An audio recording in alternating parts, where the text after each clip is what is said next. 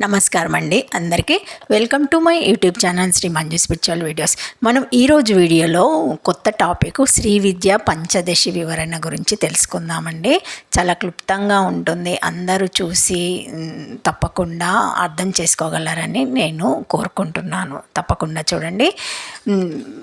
ఈ వీడియో కనుక మొదటిసారి ఎవరైనా చూసి ఉంటే తప్పకుండా ఒక లైక్ ఇవ్వండి, షేర్ చేయండి, నచ్చితే సబ్స్క్రైబ్ చేసుకోండి, కామెంట్ పెట్టండి, హైప్ కూడా ఇవ్వండి. శ్రీమాత్రే నమః. ఇంకా వీడియోలోకి వెళ్ళిపోదాము. శ్రీమాత్రే నమః. శ్రీ విద్య పంచదశి వివరణ గురించి తెలుసుకుందాము. శ్రీ విద్య అంతా ఋషి ప్రోక్తం, అందుకే భిన్నమైన సాంప్రదాయాలు, ఆచారాలు, ఉపాసన విధానాలు ఉంటాయి.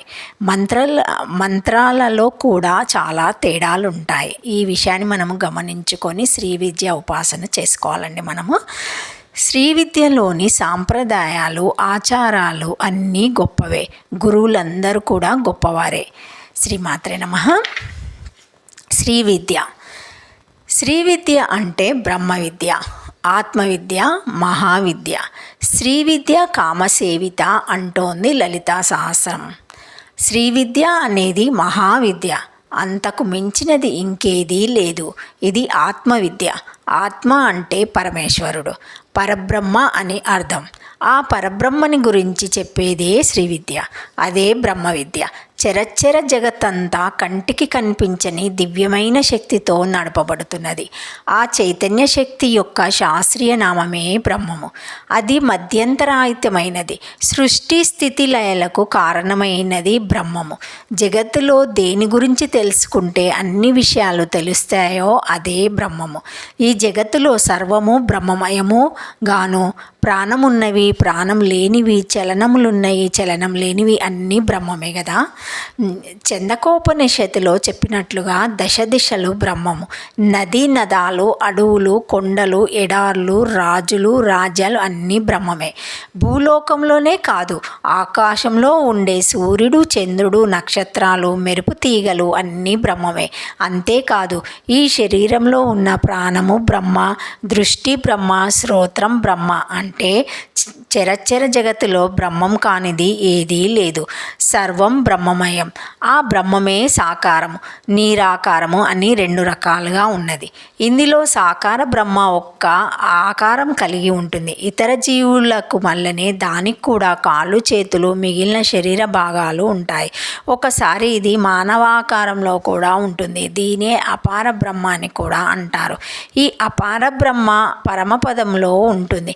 మనం చేసే పూజలు, జపాలు, తాపాలు, యజ్ఞాలు, యాగాలు, క్రతువులు అన్నీ సాకార బ్రహ్మోపాసననే. సాకారాన్ని ఉపాసించిన వారు మరణాంతరము పరమపదము చేరుతారు. అక్కడికి చేరిన వారికి మరో జన్మ ఉండదు, అదే ముక్తి. స్త్రీ రూపంలో ఉండే సాకార బ్రహ్మని మహాత్రిపుర సుందరి అంటారు. ఈవిడ ఉండే ప్రదేశాన్ని పరమపదము, మణిద్వీపం అంటారు. అది ఎక్కడ ఉన్నది? శ్రీమాత్రన్మ అంటే పాల సముద్రంలో కడిమి చెట్లలో కూడిన ప్రదేశంలో ఈ మణిద్వీపం ఉన్నదని, అందులో చింతామణులతో నిర్మించిన గృహంలో త్రికోణాకారంలో ఉండే ఆసనము మీద కూర్చొని ఉంటుంది. అదే శ్రీచక్రం. ఆ శ్రీచక్రంలోని 8వ ఆవరణ అయిన త్రికోణం పైన బిందువు నందు పరమశివుని పర్యాంకమునందు ఆసీనురాలై ఉంటుంది. అంటే ఈ బ్రహ్మము బిందువునందు శివశక్తులుగా ప్రకాశిస్తూ ఉంటుంది. ఈ దేవతనే మహాత్రిపుర సుందరి అంటారు. ఆవిడను చేరిన వారికి పునర్జన్మ ఉండదు.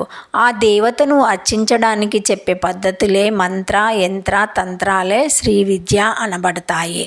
దీని మీద ఇంకా వివరణ కావాలంటే మనము బ్రహ్మం గురించి, సాకార బ్రహ్మం గురించి, రుద్రుడు గురించి, గణపతి, దక్షిణామూర్తి, వైష్ణవము, శ్రీమన్నారాయణుడు, శ్రీ మహావిష్ణువు, శ్రీకృష్ణుడు, నరసింహుడు వాళ్ళ గురించి మనము తెలుసుకోవాలి. శ్రీమాత్రే నమః. మొదటగా బ్రహ్మము.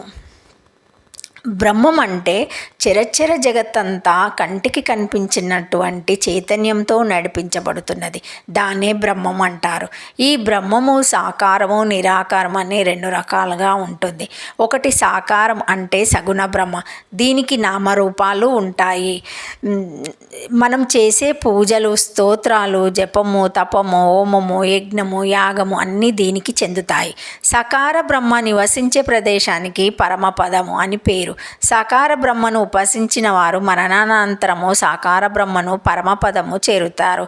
సాకార బ్రహ్మ ఇదే సగుణ బ్రహ్మ. స్త్రీ పురుష రూపాలుగా రెండు విభజించబడినది. ఒకటి స్త్రీ రూపములో ఉండే బ్రహ్మమునే మహాత్రిపుర సుందరి అంటారు.